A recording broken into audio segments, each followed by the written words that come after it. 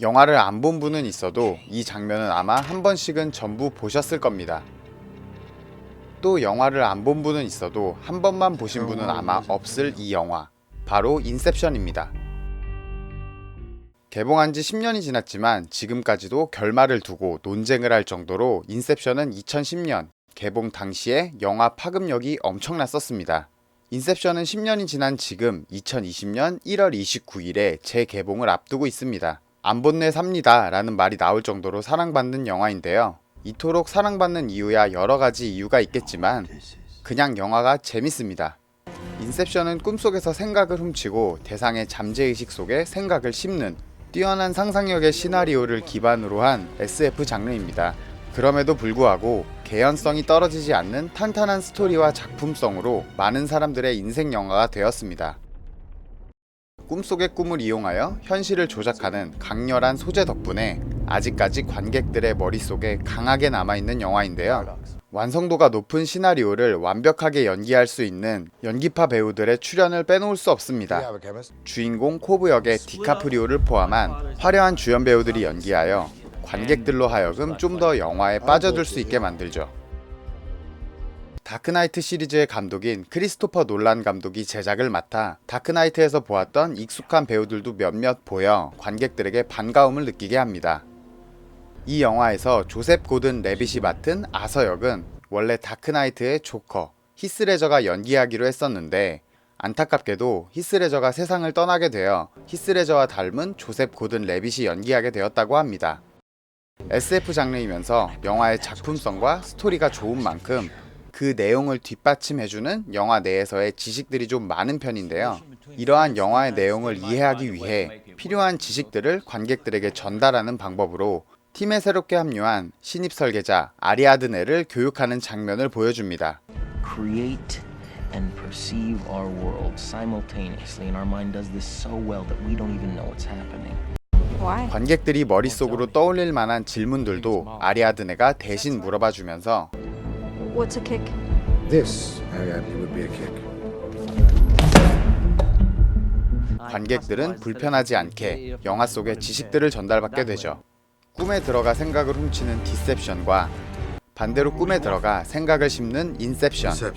꿈과 현실을 구별할 수 있는 도구인 토템같이 다소 생소할 수 있는 영화 속의 용어들도 포함해서 말이죠. 자신의 누명을 벗고 가족과의 재회를 위해 It's the only way I can still dream.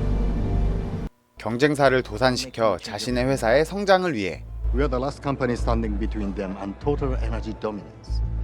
We can no longer compete. 누구는 돈을 위해 등 각자의 목표를 위해서 팀을 만들고 작전을 세우며 영화가 진행됩니다. I bought the airline. 팀원들은 각자 역할인 고용인, Simulator.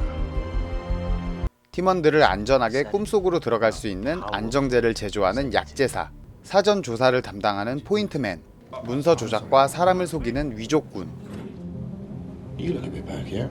Teams. 꿈속 세계를 설계하는 설계자,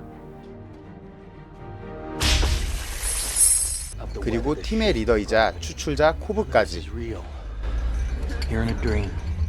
각자 주어진 역할들을 수행하며 스토리가 진행됩니다. 스토리가 진행되며 예기치 못한 상황들이 계속 일어나 관객들을 긴장시키며 몰입도를 높여줍니다. 또 아까도 이야기했듯 결말에 대한 해석들도 상당히 많습니다. 그 이유는 이 영화가 열린 결말의 형태로 보이기 때문인데요. 꿈과 현실을 오가며 영화가 진행되기 때문에 다양한 결말에 대한 의견들이 나오기 쉬운 편이지만 나중에 크리스토퍼 놀란 감독이 말하길 이렇게 관객들에게 열린 결말로 보일 수 있게 만든 것은 의도한 것이지만 엔딩은 해피엔딩이라고 밝혔습니다. 또 영화에 출연한 배우 마이클 케이는 자신은 영화 안에서 꿈속에 출연하지 않았고 자신이 나온 부분은 전부 현실이라고 말했었어요. 영화가 생각보다 심오하고 쉬운 내용은 아니다 보니 중간중간 루즈해질 법도 합니다만 그럴 때마다 영상에 나오는 신비하고 화려한 영상미가 몰입도를 높여줍니다.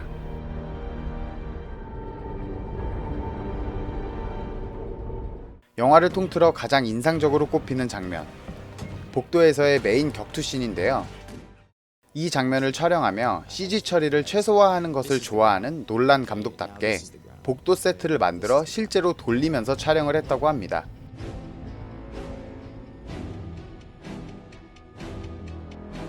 또 아리아드네의 처음 꿈에서 나오는 폭발씬. 이 장면 역시 실제 파리의 도심에서 촬영한 장면인데요.